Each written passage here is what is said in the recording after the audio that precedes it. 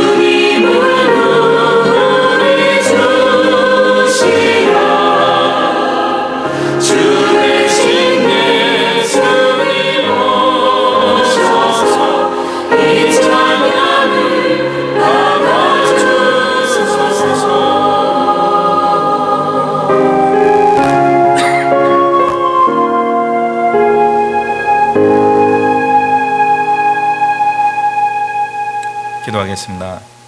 사랑과 은혜가 충만하신 하나님 아버지, 오늘도 주님이 허락하신 은혜 가운데 우리가 주님의 전에 나와 신령과 진정으로 마음을 다하여 생명을 다하여 뜻을 다하여 우리 하나님을 예배할 수 있게 해주신 것 감사드립니다. 주님, 우리가 이렇게 예배할 수 있는 모든 것도 주님이 허락하시고 인도하시는 은혜가 있었기 때문입니다. 주님, 우리의 모든 삶을 주님께서 늘 주관하시고 늘 주목하여 보시고 늘 우리에게 은혜를 베풀어 주시는 것에 대하여 우리가 다시 한번 기억하고 감사와 찬양과 영광을 올려드립니다.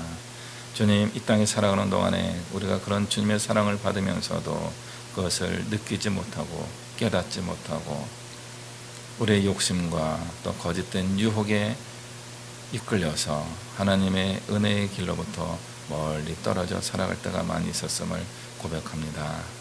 주님, 우리의 그런 죄악의 본성을 주께서 아시오니 우리의 범죄함과 우리의 본질적인 죄를 주님 예수 그리스도의 보혈로 덮으시고 우리를 고쳐주시고 회복하여 주시옵소서.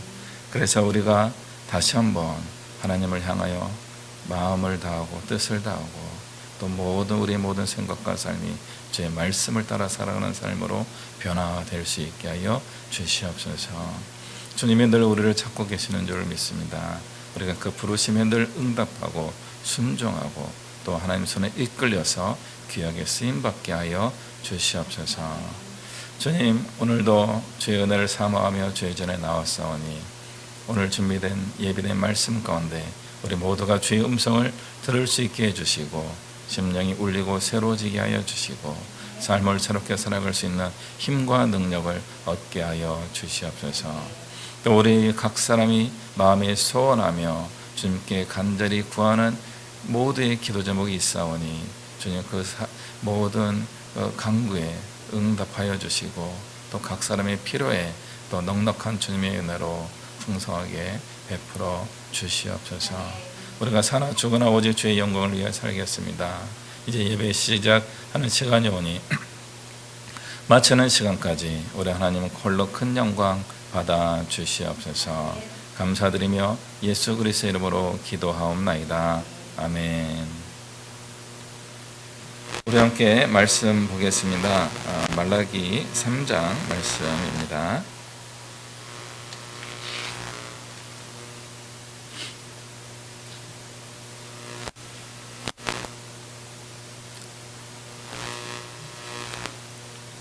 말라기 3장 7절부터 12절까지의 말씀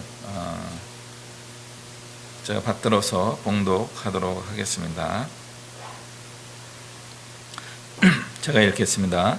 만군의 여호와가 이르노라. 너희 조상들의 날로부터 너희가 나의 규례를 떠나 지키지 아니하였도다. 그런즉 내게로 돌아오라. 그래하면 나도 너희에게로 돌아가리라 하였더니 너희가 이르기를 우리가 어떻게 하여야 돌아가리까 하는도다. 사람이 어찌 하나님의 것을 도둑질하겠느냐. 그러나 너희는 나의 것을 도둑질하고도 말하기를 우리가 어떻게 주의 것을 도둑질하였나이까 하는도다.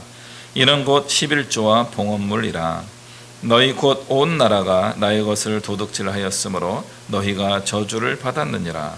만군의 여호와가 이르노라. 너희의 온전한 11조를 창고에 들여 나의 집에 양식이 있게 하고 그것으로 나를 시험하여 내가 하늘 문을 열고 너희에게 복을 쌓을 곳이 없도록 붙지 아니하나 보라.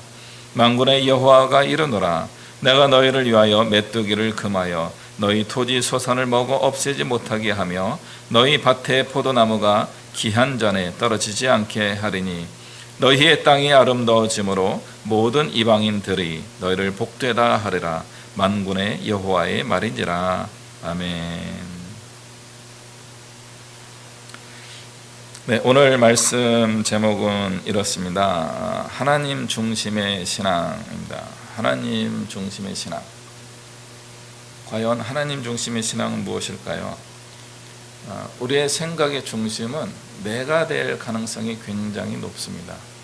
무의식적으로 우리는 나를 중심으로 살게 됩니다. 사람들은 그걸 보고 이기주의다 그러는데 이기주의가 아니고요. 태어난 본성 자체가 나를 중심으로 보게 되어 있습니다. 우리가 이 땅에 태어났을 때 아기였을 때요, 갓난아기였을 때 이 세상을 인지하는데 시간이 오래 걸립니다. 그래서 아이들이 세상을 어떻게 보느냐 할 때 학자들의 견해에 의하면 무라일체라고 합니다. 모든 사물이 나와 같다. 그러니까 쟤도 나야 하면서 이렇게 보는 겁니다. 그러면서 그 자기와 가장 무라일체를 이루는 존재가 누구냐면 양육자예요. 나를 키워주는 분이 내가 배고플 때 배고픈데 하면 먹을 걸 주고요. 불편한데 그래서 엉덩이가 축축하다 그러면은 와서 기저귀를 갈아주고요. 그러니까 양육자가 마치 나인 것 같아요. 그렇게 느낄 것이다 라고 학자들이 보고 있어요. 이와 같이 다른 사람이 나를 돌봐주고 키워주고 있음에도 불구하고 갓난아기들은 그게 자기라고 생각하는 거예요. 자기가 자기를 돌보고 있는 것으로 이해하는 거죠. 그게 저절로 이루어지는 자기 중심적 사고입니다. 그러면서 어느 단계가 되면은 분리되기 시작해요. 저 사람이 내가 아니구나를 알기 시작해요. 그때부터 이제 사회적 관계를 이루기 시작하는 겁니다. 저분한테 잘 보여야 되는구나. 뭐 예를 들어 그런 생각을 한다든가, 왜 안 해주지? 막 화를 내고 짜증을 내고 울기도 하는 겁니다. 그래서 나와 다른 존재가 있다는 것을 알게 되면서 그 존재들과 양육자를 제외한 또 다른 존재들과 계속 관계를 맺어 나가는 것이 우리 인생의 모습이라고 할 수 있습니다. 다시 한번 말씀드리지만, 그럼에도 불구하고 자기중심적인 것은 본성이에요. 태어나면서부터 갖게 된 생각인 겁니다. 그런데 어떻게 하나님 중심으로 살아갈 수 있겠어요? 하나님이 저기 계시는 분이구나를 깨닫게 될 때 하나님 중심의 삶으로 변화될 수 있게 되는 겁니다. 부모 중심으로 살아가는 사람 뭐라고 불러요? 효자와 효녀라고 부릅니다. 안 한다는 게 불효자는 아니에요. 하나님 중심으로 가면 믿음의 사람이 되는 겁니다. 그럼에도 불구하고 우리가 잘 안 되는 이유는 뭐냐면 자기 중심적으로 살아가게 되는 것이 본능적인 유전자의 특징이기 때문에 그렇습니다. 성경은 그것을 죄라고 이야기합니다. 나를 위해 살아가는 것이 왜 죄가 되겠습니까? 나를 위해 살아가는 것이 나만 이롭게 하는 것이 아니라 나의 이익을 위하여 누군가에게 해를 끼칠 수 있기 때문에 죄가 되는 것입니다. 하나님 중심의 신앙생활을 하지 않게 되면 왜 죄가 됩니까? 오늘 성경 말씀 보니까 하나님의 것을 도둑질하기도 하는 거예요. 하나님의 것을 도둑질할 수 있게 되는 게 자기 본성적, 자기 중심적 삶의 모습일 수 있습니다. 신학적으로 신앙의 사유화라고 하는 개념이 있어요. privatized, 프라이빗하게. 근데 프라이빗이 뭐예요? 사적인, 개인적인. 프라이빗의 반대말은 퍼블릭, 공적인. 그래서 사적인 영역과 공적인 영역이 있는데, 신앙을 공적인 영역을 빼고 계속 프라이빗한 걸로만 받아들이는 것을 신앙의 사유화다라고 이야기해요. 우리가 지금 몇 사람이 모여서 같이 예배드리면 우리의 예배라고 생각해야 되는데 나의 예배로 가는 경우가 어떤 면에서는 그게 신앙의 사유화의 현상일 수 있어요. 신앙의 사유화 자체가 나쁜 것은 아니에요. 신앙의 사유화와 비슷하면서 다른 이야기가 뭐냐면 personalized faith예요. 개인적인, 인격화된 신앙이에요. 하나님을 향하여 내가 개인적으로 올바로 서 있는 신앙이 필요합니다. 인격적으로 우리가 신앙을 가져야 되는 게 필요합니다. 근데 이건 뭐예요? 하나님 중심일 때는 personalized faith가 되는 거예요. 인격화된 신앙이 나의 삶에 인격화되는 거예요. 그런데 privatized 사유화되는 건 뭐예요? 하나님을 나를 위하여 이용하는 겁니다. 신앙을 나의 이익의 도구로 살아가는 거예요. 내가 중심이 되고 하나님을 도구적인 존재로 만드는 것, 교회를 도구적인 존재를 만드는 것, 신앙을 도구적으로 사용하는 것을 신앙의 사유화다라고 이야기하게 되어 있습니다. 오늘 말라기서 1장에 보면요, 이런 이야기가 나와요. 하나님께 제사를 집례하는 제사장들이 제단에 더러운 떡을 드리고 다리를 절고 병든 것을 하나님께 바치면서 하나님의 은혜를 구하고 있구나 라고 하면서 제사장들을 야단치는 장면이 나오고 있습니다. 그런 제사장들에게 11조 헌물을 드릴 수 있겠어요? 못 드리겠어요? 제사장이 타락했어요. 타락한 제사장에게 교회에 드리는 헌금이, 예를 들어 목사님이 타락했어요. 그 교회에 헌금을 드리는 게 맞아요? 헌금을 안 드려야 될까요? 굉장히 어려운 이야기예요. 말라기야에서 나오는 이야기에 볼 때 이런 느낌이 있는 거예요. 왜 너희가 11조를 드리지 않느냐, 이 야단을 치고 있는 게 오늘 3장 말씀입니다. 그렇다면 11조를 드리려고 하는데 제사장을 못 믿겠어요. 저 제사장 사기꾼 같아요. 그 제사장이 섬기는 성전에 제물을 바치고 싶겠어요? 제가 대학교 다닐 때 저희 동기들 중에 저보다 한 3살, 4살, 5살 많은 형들이 같은 학번으로 들어와서 학교를 다녔어요. 그러니까 제가 그때 한 21살 정도 되는데 그 형들은 24살, 25살인데 1학년이에요. 그래서 그 형들하고 같이 이제 군대 갔다 온 형들도 많았고요. 그 형들하고 같이 많이 어울렸어요. 어울리는데 그 중에 한 명 형이 밥도 잘 사주고 같이 뭐 얘기도 많이 해주는 그런 형이 있었어요. 그 형이랑 대화했던 것 중에 한 가지가 생각나요. 요즘 우리 한국기는 썩었어 그러는 거예요. 에? 얼마나 썩었는데? 많이 썩었어. 그래요? 그래서 나는 교회에 11조를 안 내. 성경적으로는 그 11조 내야 되지 않을까요? 11조가 쓰이는 데가 어디야? 이렇게 특히 가난한 자들을 위하여 사용되지 않겠어? 나는 나의 11조를 모아서 거지에게 주기도 하고 가난한 사람들에게 주기도 해. 그래 나는 11조를 교회에다는 안 내. 절대로 안 낼 거야.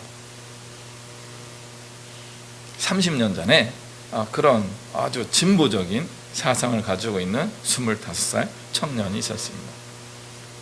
30년이 흘러가지고요. 그 형이요. 소망교회 부목사님을 하셨고요. 지금은 이제 지방에 있는 큰 대형교회, 지방의 큰 교회에 지금 담임 목사로 가셨어요. 과연 그 목사님이 지금은 11조에 대해서 어떻게 설교하는지 궁금해요. 과연 자기는 믿을 만한 목사님이 되셨는지, 성도들에게 11조를 잘 할 수 있도록 권하시는 좋은 목사님이 되셨을 거라고 생각합니다. 그렇지만 굉장히 딜레마가 있죠. 뭔가 모순적인 게 있죠. 옛날에 젊을 때 본인은 11조 안 한다고 하는데 지금 목사님이 되셔서 또 담임 목사님이 되셔서 11조를 강조하는 설교를 혹시 한다면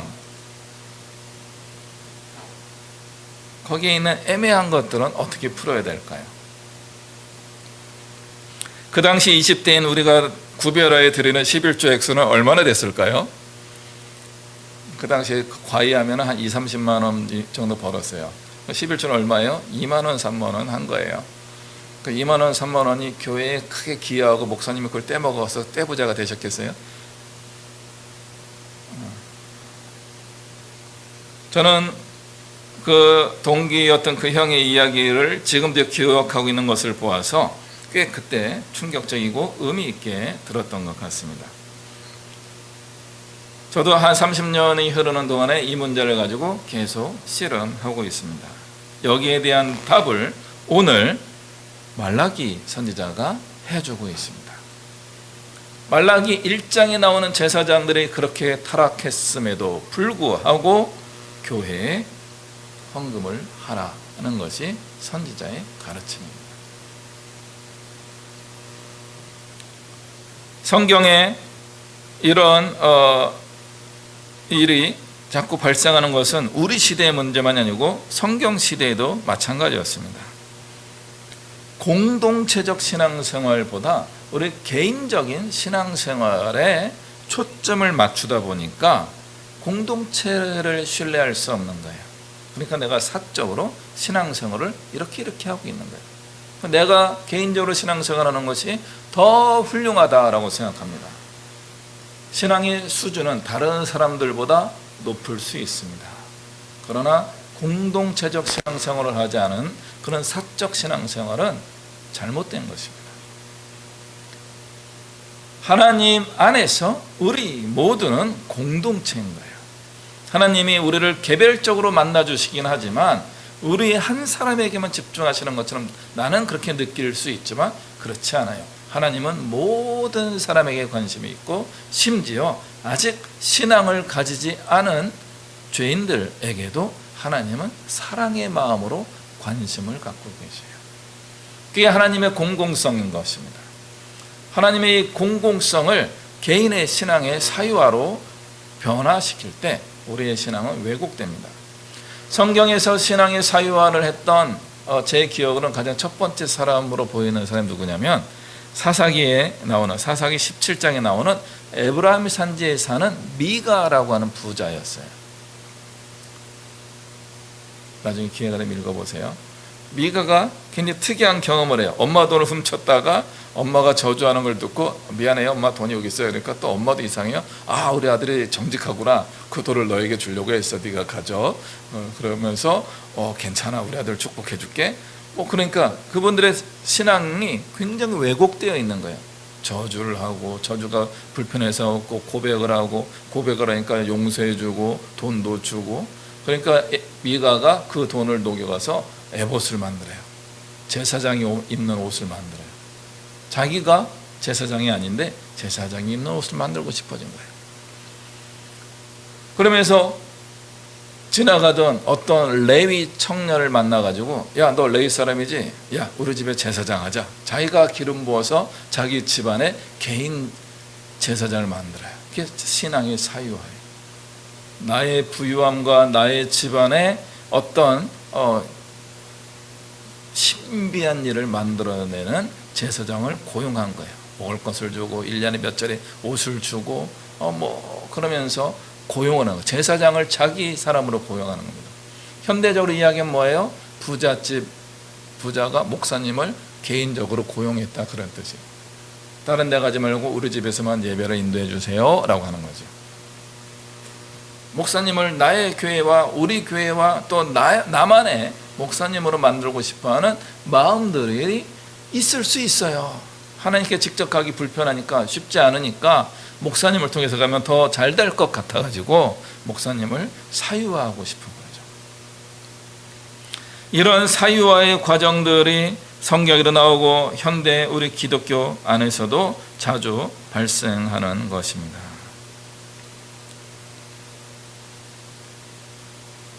그런데 제사장은 그렇게 만들어지는 게 아니었죠. 어떻게 됩니까? 물론 구약시대는 집안에서 혈통에 따라 나오게 되는 겁니다. 그럼에도 불구하고 어떻게 해야 돼요? 20살 이후에 여러 가지 훈련을 받으면서 교육을 받으면서 실습을 하고 제사에 참여하고 경험이 축적돼서 제사장 올라서 대제사장까지 될 수 있었던 겁니다. 훈련이 안 된 레위 사람을 개인 제사장으로 만드는 것은 의미 있지만 그러나 그것은 하나님이 좋아하시는 방법도 아니고 그렇게 쓰임받는 제사장은 마치 무당과 같은 존재가 되는 거예요. 주술적인 제사장이 되는 거예요.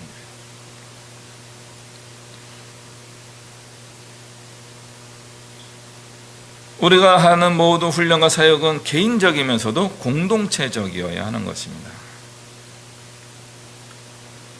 최근에 한국교회가 사유화되고 있다는 이야기들을 많이 하고 있습니다. 사적 신앙이 나쁜 것이 아니고요. 그것이 공적 신앙으로 이어지지 않기 때문에 문제가 된다라고 할 수 있습니다.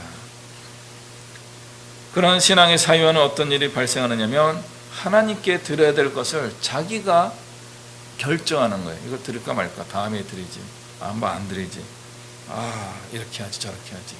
하나님께 해야 되는 당연한 것들을 자기 마음대로 하는 신앙생활로 변질됩니다. 그러나 말라기는 이야기합니다. 타락한 제사장일지라도 제사장을 통하여 하나님께 드려야 합니다. 그렇게 하지 않으면 하나님의 것을 도둑질하는 것입니다. 라고 경고하고 있습니다. 그러면 이런 신앙의 사유화가 발생할 수 있도록 해주는 원인적으로 한 제사장들의 타락은 왜 일어났을까요? 제사장들이 타락한 것을 보여주는 대표적인 곳이 또 성경에 나오죠. 사무엘기입니다. 사무엘이라고 하는 어린 아이가 성전에서 지내면서 교육받고 훈련받으면서 자라고 있었는데 그 당시에 대제사장을 맡았던 분이 엘리였습니다.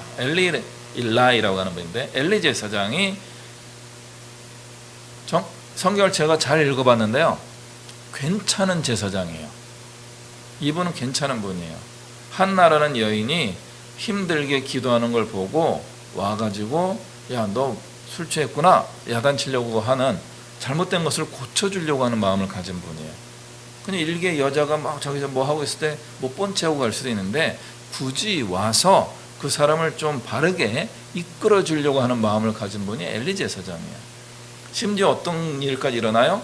한나의 이야기를 듣고 걱정하지 말아라. 내년 이맘때 네가 아들을 품에 안게 될 것이다 라고 이야기했고요. 실제로 사무엘이 태어나게 하는 겁니다. 그런 신령한 이야기도 해주고 격려해주고 복을 빌어주는 능력이 있는 분이 엘리 제사장이었어요. 근데 문제는 뭐예요? 엘리 제사장의 아들들이 사고를 많이 치는 거예요. 제사 음식을 먼저 꺼내서 가장 좋은 부위를 가서 구워서 먹고 성적 타락을 하고 뇌물을 받고 그런 일 하는 거죠. 그 문제 때문에 엘리 집안이 다 망하게 되고 사무엘이 이스라엘의 제사장과 선지자로 쓰임받게 되는데 놀라운 일이 또 일어나요. 사무엘의 아들들이 엘리 제사장의 아들들과 똑같은 죄를 짓는 거예요. 왜 그랬을까요? 하나님께 예배하는 것이 신비롭지 않기 때문에 그랬던 겁니다. 하나님께 제사하는 것이 신비하지 않은 거예요. 푸주간에서 고기 사다 먹는 거나 제사 드리고 먹는 고기나 큰 차이가 없는 거예요. 별거 아니네. 사람들이 살아가는 것과 똑같네. 그리고 매일 제사를 해보다 보니까 신비한 일이 어쩌다 일어날 수도 있지만 대부분은 그냥 똑같은 예배 형식이 이루어질 뿐이다 라고 생각하는 거죠. 제사장들이 또는 목회자와 사역자들이 하나님 주신 일을 감당할 때 이런 신비감을 잃어버리면 타락하기 시작합니다. 도구적으로 바뀌는 거예요. 이걸 이용해 가지고 신비함을 추구하는 사람들을 현혹시켜서 그들로부터 어떤 부유함의 근거를 삼는 그런 사람들이 되어버리는 겁니다. 제사장들의 타락은 바로 그런 것입니다. 현대 목회자의 타락도 마찬가지입니다. 예배의 신령함이 사라졌을 때, 신비로움이 사라졌을 때 타락하기 시작합니다. 또 다른 것이 있을 수 있다고 생각합니다. 성경에는 그런 표현이 자세하게 나오지 않았지만 왜 말라기 시대의 제사장들은 저는 것과 눈먼 것, 병든 것을 제물로 바쳤을까? 이런 생각을 해보게 됩니다. 왜냐하면 제물을 바치려고 하는 사람들이 부유한 사람들도 있었지만 대부분 가난한 사람들이었기 때문에 그렇지 않을까 생각한 겁니다. 그들이 가지고 있는 정성스러운 것을 물리칠 수 없는 겁니다. 제가 어렸을 때 교회에서 나왔던 이야기들이 이런 이야기들이 많아요. 하나님께 드리는 헌금은 잘 준비해서 드리면 좋겠다 이런 이야기를 해요. 그래서 열심히 있는 집안에서 어떻게 하는지 아세요? 좀 너덜너덜한 현금이 있으면은 옛날에 500원짜리 1000원짜리 현금이 많았었는데 그걸 다리미로 잘 다려가지고 빳빳하게 만들어서 하나님께 헌금하라고 이렇게 하는 경우가 종종 있었습니다. 굉장히 의미 있죠. 그냥 아무 때나 지갑 열고서 구겨진 돈을 이렇게 바치는 게 아니라 집에서부터 이거는 하나님께 드려야 되는 헌금이야 다리미질을 하고 최선을 다하여 반듯하게 만들어서 하나님께 헌금하는 그런 분들이 굉장히 많이 있었습니다. 한국 교회의 성장의 원동력이었다라고 생각합니다. 문제는 뭐예요? 그렇게 드리면 뭐예요? 헌금 개수하는 분이 바구니에 다 담아서 이렇게 넣어가지고 가방에 몰래 담아서 누가 훔쳐가지 못하게 비밀리에 헌금 개수하러 가셔요. 개수해서 가서 이렇게 잘 개수해서 잘 담아서 봉투에 담아서 어디로 가요? 은행으로 가요. 그럼 내가 다리미질해서 드린 헌금은 어디로 가요? 은행으로 가요. 뭐가 문제예요? 신비로움이 사라지기 시작합니다. 특히 누구에게요? 헌금을 개수하는 분들에게. 헌금 개수하는 분들요, 우리 옛날 그 목사님들이 신학교에서 그런 걸 많이 연습하나 봐요. 헌금 개수하는 분들 회개라 부르잖아요. 회개는 타락하기 전 가룟 유다라고 불러요. 예수님의 12 제자들 중에서 그 돈을 관리하던 제자가 가룟 유다예요. 가룟 유다가 돈 관리하다가 타락하게 됩니다. 성경에 이렇게 표현되어 있어요. 그는 도둑이라. 자기들 공동 재산을 이렇게 훔치다가 나중에 예수님을 은 30에 파는 그런 일까지 하는 겁니다. 회계 관리, 여기서 회계는 리펜트가 아니고 이렇게 카운트하는 분들을 얘기하는 겁니다. 이분들은요 정말 마음과 중심이 올바른 사람이 되어야 하는 겁니다. 또 우리 목회자들도 마찬가지예요. 그렇게 성도들이 힘과 정성을 다하여 드린 예물을 소홀히 여기면 안 되는 거예요. 은행 들어가면 끝인 그런 돈이지만 그 돈이 그냥 돈이 아니에요. 우리의 마음과 생명을 다하여 주님께 올려드리는 예물인 거예요. 그럼 그 예물을 소중하게 여겨야 되는 거예요. 제사장들이 이 문제에서 타락하게 된 것입니다. 너덜너덜한 돈을 다리미에서 주는 게 좋아요? 아니면 깨끗한 신권이 좋아요? 만약에 여러분이 설날 할아버지 할머니께 세배를 했는데 할아버지 할머니가 잘 다리미에서 한 약간 낡은 돈을 주시는 게 좋아요? 은행에 바닥바닥 이게 따다닥 소리가 나는 새 돈으로 봉투에 딱 담아서 주는 게 더 좋아요? 계좌로 온라인에 딱 넣어주는 게 제일 좋아요? 네, 그럴 수 있습니다. 헌 지폐를 받으면요 사실은 어떤 면에서는 기분이 조금 안 좋아질 수도 있습니다. 제사장들이 이런 재물을 가지고 오는 사람들의 어려움을 받아주면서 괜찮아, 정성으로 드리니까 괜찮아 라고 하는 문화가 있었을 겁니다. 근데 그런 문화가 생기다 보니까 어떤 일이 이어질 수 있었어요? 그냥 당연히 하나님께 드리는 것은 주님 아시지요? 하고 이렇게 드리는 거예요. 주님은 아시지만 그렇게 드리는 것을 하나님은 기뻐하지 않으십니다. 하나님은 예수님은 2렙돈을 바친 과부를 정말 칭찬했어요. 가장 많은 헌금을 한 사람이구나 라고 칭찬하는 것입니다.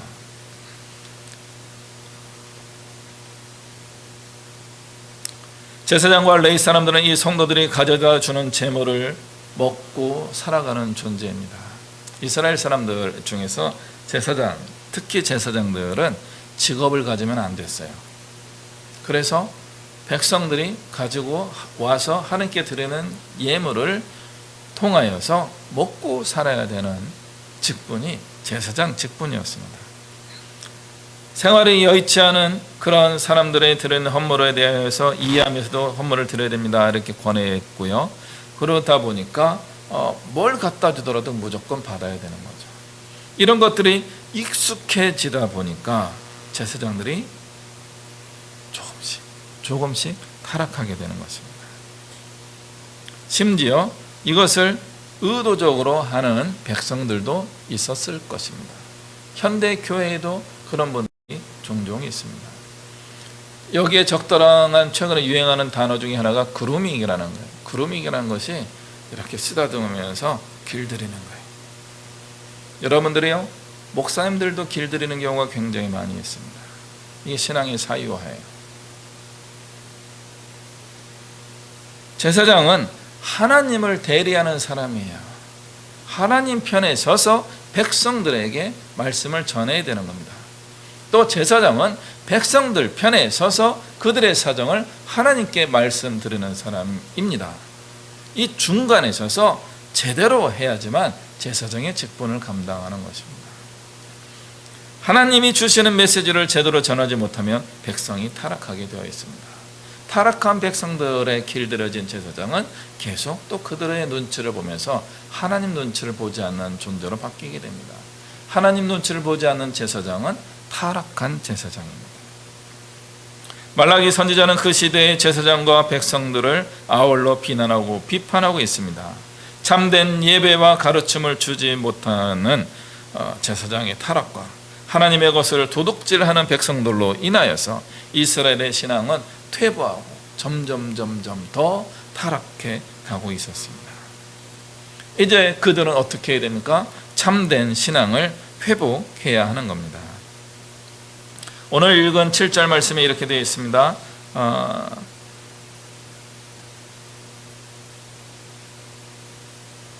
만군의 여호와가 이르노라 너희는 조상 때부터 나의 규례를 지키지 않았구나. 그러나 내게로 돌아오라. 하나님이 백성들을 불러요. 내게로 돌아오라. 그러면 나도 너에게 돌아갈 것이다. 하나님은 이미 와서 기다리고 계시는 분이십니다. 그럼에도 불구하고 개념적으로 사람들에게 주시는 메시지가 뭐냐면 너희들이 돌아와라. 그럼 나도 돌아가서 너희를 만나 주겠다. 회심이라는 거예요. 돌이키는 거예요. 마음을 돌이키는 것입니다. 하나님께로 돌아가는 마음을 가져야 되는 겁니다. 이스라엘이 하나님의 규례를 지키지 않아서 어떤 일이 생겼다라고 이야기할 수 있어요. 11절에 보니까 메뚜기가 그 소산을 먹어치우고 있는 거예요. 그들의 밭에 포도나무가 열매를 따야 되는 그 시기가 오기도 전에 뭐 가뭄이든 냉해든 이런 걸로 포도가 떨어져서 포도 경작을 할 수 없게 된다는 거예요. 자기들이 수고하며 노력한 것들이 열매가 맺어지지 않는 거예요. 열매를 맺었더니 메뚜기가 다 홀랑 먹어버리는 거예요. 그게 저주인 거예요. 수고했는데 수고의 열매를 거두지 못하는 게 얼마나 난처한 일이에요. 노력했는데, 애썼는데, 공부했는데, 직장에서 최선을 다했는데 왜 열매가 이루어지지 않는 것이에요? 하나님 중심으로 살지 않기 때문에 그런 거죠. 세상 사람들은 그렇게 살고도 잘 먹고 잘 살아요. 그런데 하나님의 백성들은요, 그렇게 살면요 저주를 받아요. 이 저주라는 단어를 말라기가 사용하고 있어요. 하나님이 그렇게 말씀하셨어요. 이스라엘 백성이 저주를 받은 게 아니에요. 사실은 그들이 저주받은 것처럼 된 건데 실제로 누가 저주를 받은 거예요? 땅이 저주를 받아요. 그래서 내가 열심히 그 땅에서 노력해봤자 땅에서 소산이 안 생겨요. 좀 키웠나 보다 하니까 벌레들이 나타나서 싹 남이 와서 내 거를 싹 가로채 가는 거예요. 내가 수고해서 내 건데 내 것을 자꾸 누군가 빼앗은 거예요. 수고했는데 이제 곧 열매가 다 열리면 이제 추수해야지. 그러면 저도 우두둑 하면서 그냥 없어지는 거예요. 땅이 저주를 받게 되는 것입니다. 이 어려움을 끊는 선순환을 이루어야 되는 겁니다. 악순환은 언제 생겨요? 나쁜 일을 한번 해봤는데 괜찮아. 그 나쁜 일을 또 2번 해봐요. 그래도 괜찮아. 그 나쁜 일을 3번 해봐요. 그래도 괜찮아. 4번, 5번, 6번 하다가 그 다음에 나쁜 일을 하니까 나쁜 일이 생기기 시작해요. 근데 좋은 일을 바꾸려고 할 때 바뀌어요? 안 바뀌어요? 잘 안 바뀌어요. 그게 악순환이에요.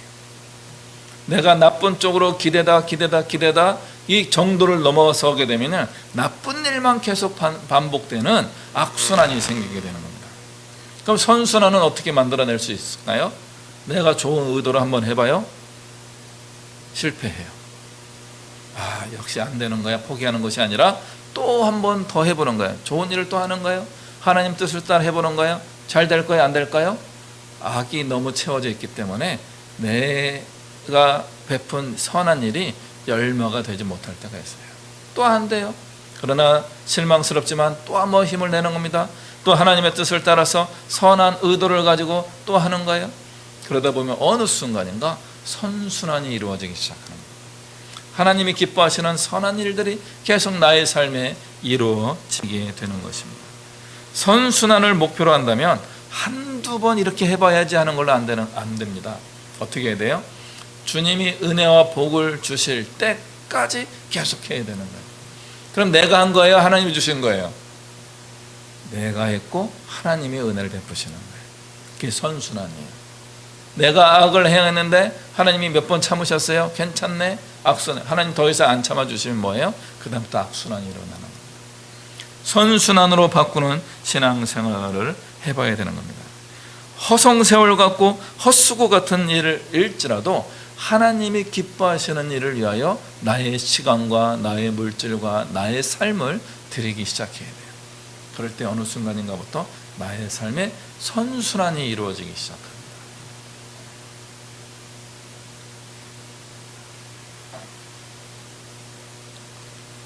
제사장들은 참된 예배를 드리고 참된 가르침을 전할 수 있도록 해야 됩니다. 그것은 백성이 헌신할 때 가능하게 됩니다.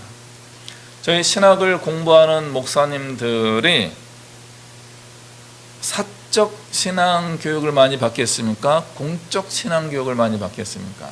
신학생 한 명 계시는데 신학 교육의 내용이 사적으로 자기가 사유하는 여러분의 이익과 복을 받기 위한 신앙생활을 하십시오라고 하는 것을 많이 가르칩니까? 아니면은 기독교는 이렇습니다.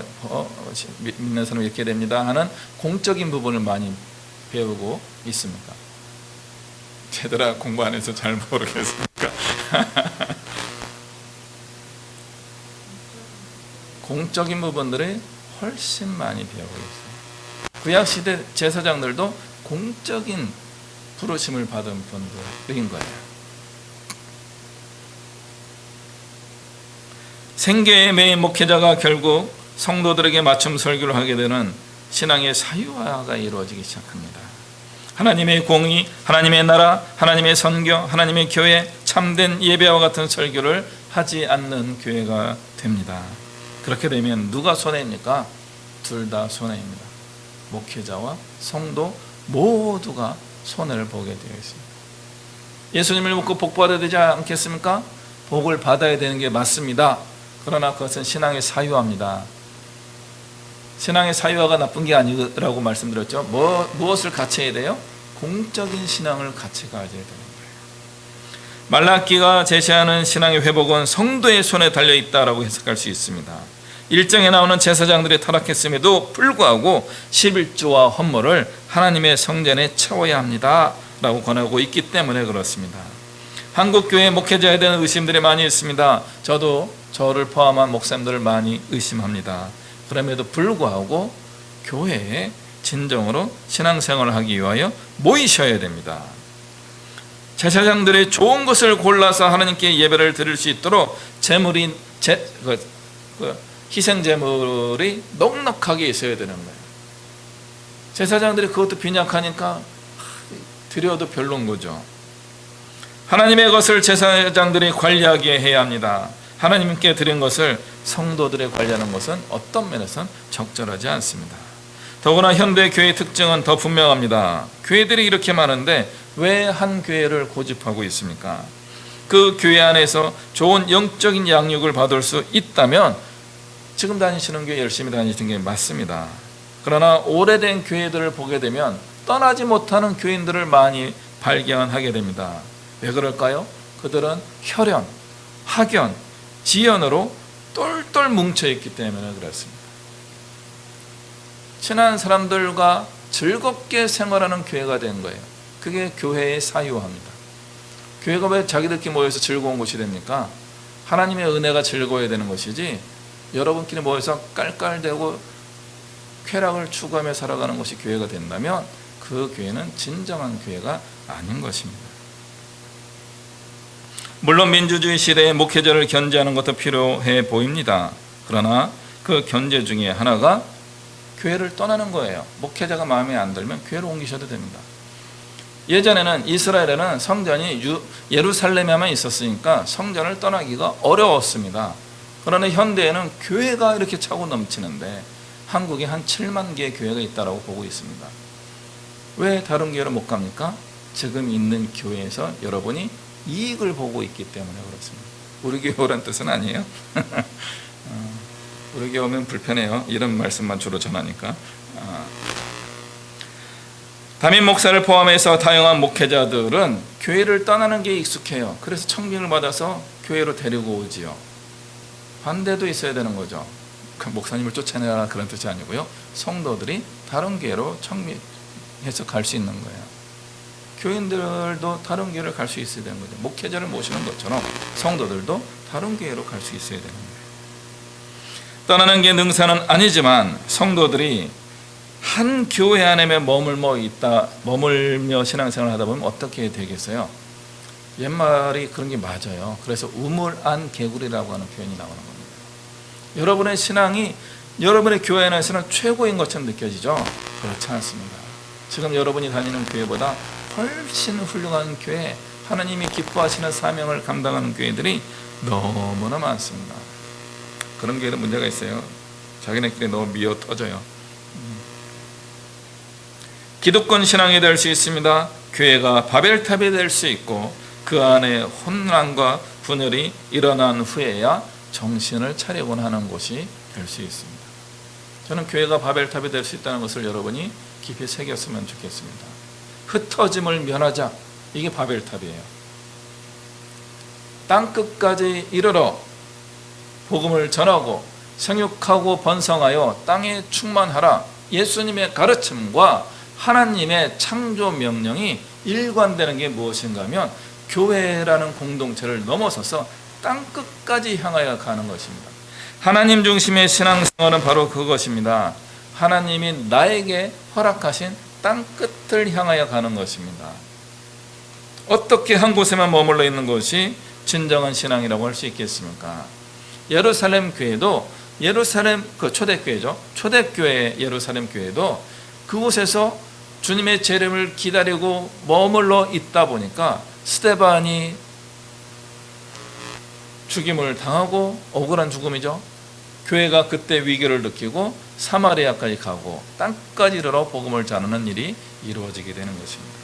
교회는 교회 안에 머물러 있으면 안 됩니다. 교회 바깥으로 계속 나아가려고 하는 목표를 가지고 있어야 됩니다. 지금 전 세계는 글로벌화가 되었기 때문에 어디든지 복음이 있다라고 생각하고 있습니다. 그럼에도 불구하고 우리의 발걸음을 기다리는 구원을 받아야 되는 준비된 영혼들이 있습니다. 오늘 12절 마지막 본문에 이렇게 되어 있습니다. 너희의 땅이 아름다워짐으로 모든 이방인들이 너희를 복되다 하리라. 만군의 여호와의 말입니다. 하나님 중심의 신앙생활을 하게 되면요, 예수님을 믿지 않는 사람들이 우리를 부러워하기 시작하는 거예요. 한때는 한국교회가 비기독교인들이 부러워하던 사람들이었습니다. 지금은요, 타락했습니다. 타락해가고 있습니다. 지금 정신을 차려야 됩니다. 다시 한번 우리는 영적 부흥을 경험해야 됩니다. 그리고 비기독교인들이 우리를 부러워하게 만들어야 되는 겁니다. 오늘 이 말씀을 들은 우리가 신앙의 회복을 통하여 하나님 중심의 신앙생활을 하게 될 때 이제 놀라운 하나님의 부흥의 때를 우리 함께 경험하게 될 것입니다. 같이 기도하겠습니다. 사랑과 은혜가 충만하신 하나님 아버지 고맙습니다. 이제 우리의 마음을 다시 한번 더 순결한, 더 성결한, 더 성숙한 믿음으로 나아가겠습니다. 주님, 우리를 만나 주시고 우리의 신앙을 더욱더 자라나게 하여 주시고 은혜와 복을 더해 주시고 또 우리가 하나님의 영광을 위하여 귀히 쓰임받는 사명자, 사역자가 되게 하여 주옵소서. 한국의 많은 교회들이 다시 한번 영적 부흥의 때를 맛볼 수 있게 해주시고 널리 복음을 전파하는 정말 하나님의 사역자, 사명자들이 많이 쓰임받는 시대가 되게 하여 주옵소서. 감사드리며 예수 그리스도의 이름으로 기도하옵나이다. 아멘. 우리 찬송가 501장 시작하겠습니다.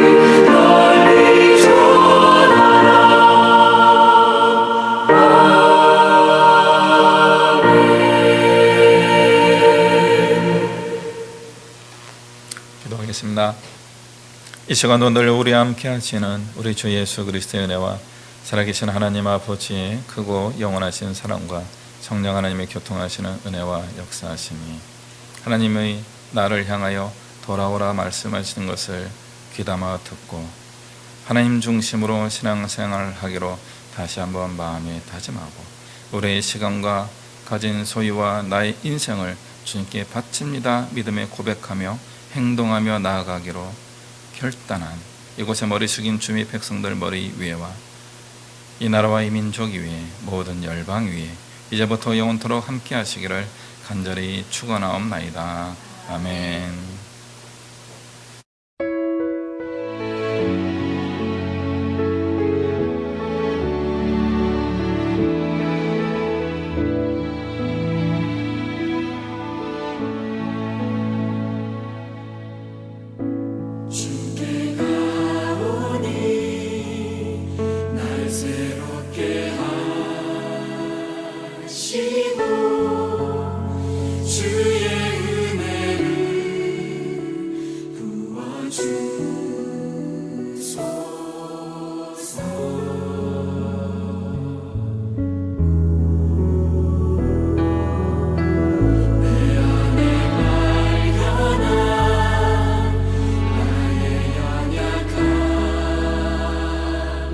모두